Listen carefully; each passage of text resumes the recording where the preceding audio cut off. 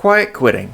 It's a new phenomenon that's starting to take the workplace by storm as people log off after the 5 p.m. workday and become unavailable for any above and beyond work past the normal 9 to 5.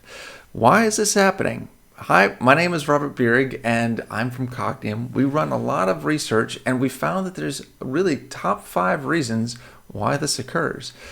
When you have a workforce that's not really being incentivized, there's a couple of key indicators to look for.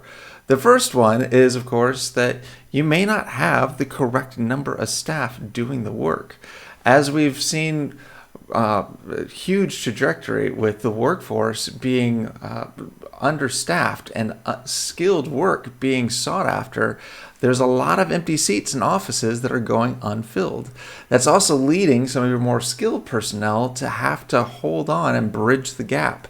Putting your workers under stress to maintain the same level of output but at a diminished workforce means that those people that are still doing the work that needs to be done at a greater capacity are going to suffer a lot of burnout and resentment that they're doing work outside of their normal responsibilities.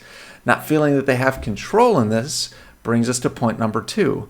As people are unable to showcase that this is my role, this is the type of work that I am at capacity, if there's not some kind of scope that they can define for the work that they're doing, and there is no recognition for going above and beyond or doing that extra 20-30% to bridge the gap of the people that are missing, then there's really no incentive for them to keep moving forward and doing above and beyond type work.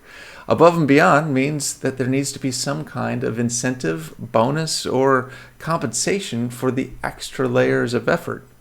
If people don't feel like management's noticing or that the workplace isn't going to change and this is a long-term solution for an inability of management and the company to staff appropriately for the work involved, people lose sight of any kind of incentive and they'll stop caring because they feel that management doesn't care about them.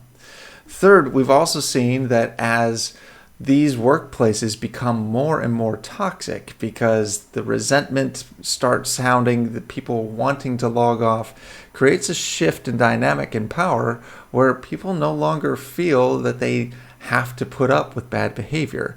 That means that bullying and harassment and even violent events are being looked upon very strongly. In fact, in 2022, the Work Health and Safety organizations from Safe Work Australia started drafting a lot of new legislation that will include psychological safety in the workplace as the same qualifications that you would see for physical safety. These types of risks are going to become quite apparent if you have a culture that uses fear and bullying as a tactic to get people to do more than their fair share of the work. Next, we say that there's an unclear message in what are the role responsibilities and the things that they are supposed to be doing within their role.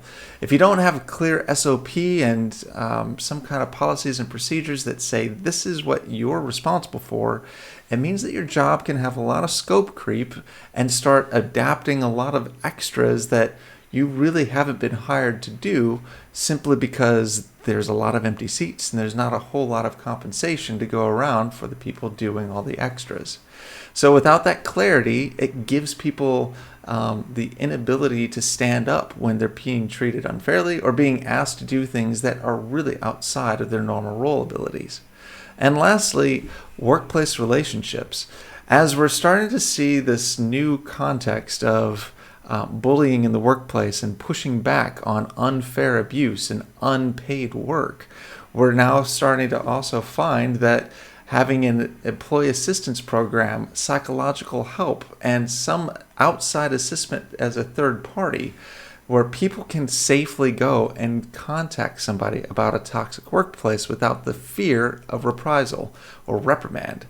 Having these in place is absolutely becoming vital because if we're pushing down on workers and they're burning out, they need to have some place they can go to let management know that these problems exist without having a fear of keeping the workplace continuously more toxic and workforces basically pushing the whistleblowers out of the organization, furthering that culture of really toxic resentment towards each other.